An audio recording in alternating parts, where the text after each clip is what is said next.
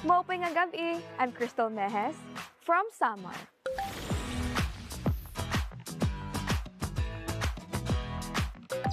Lumuwas ako ng Manila to chase my dream na maging artista. At para makita muli ang daddy kong Aussie, pero iba yung dumating. Ang stepdad ko na nagmahal sa akin, pero eventually, iniwan niya rin kami. Masakit man ang mga nangyari, nalaban ko pa rin ang pangarap ko para sa pamilya ko. At eventually, nanalo ako ng Best Actress sa France para sa role na malapit sa buhay ko.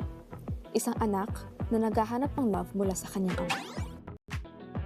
Gaya sa pelikula o serye, hoping pa rin ako sa happy plot twist ng kwento ko.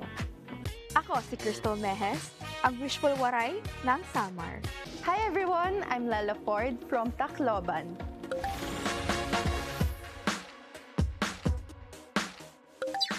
Mahilig ako sa sports, especially volleyball and martial arts. Kaya masasabi kong competitive talaga ako. But beyond that tough side, I'm also fun and makulit. To be honest, growing up as the youngest daughter of Carla Estrada and the youngest sister of Daniel Padilla, may pressure din na kailangan magaling din ako. As I enter Kuya's house, gusto kong ipakita na I am more than just an anak at kapatid ng artista. I believe darating din ang chance ko to bloom in my own way, in my own time, and that is now. I am Lala, ang blooming bunso ng Tacloban. Hi! Ako si Miguel Vergara, taga Antipolo City.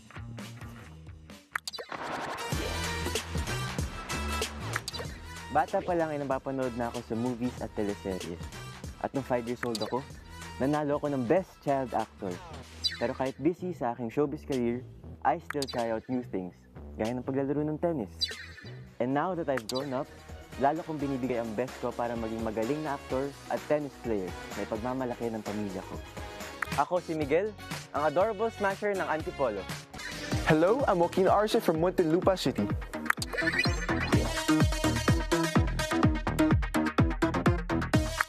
I'm relatively new to the industry pero na-inlove talaga ako sa acting.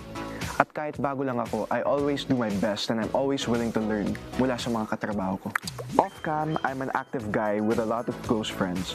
Pero ang pinakatinuturing kong best friend ay ang mom ko. Siya lang ang kasama ko mula nung bata ako at ang mga pangaral niya ang nag-guide sa akin to always be a good person. Ang tatay ko naman si Neil Arce, isa po siyang producer at businessman. Hindi man ako lumaki kasama niya, pero hindi ako nagkaroon ng hinanakit sa kanya. In fact, he is my mentor sa pagpasok ko sa showbiz, pati na rin ang stepmom ko si Tita Inja. I'm confident that the love and the support that my family gives me will keep me going para matupad ko ang mga pangarap ko.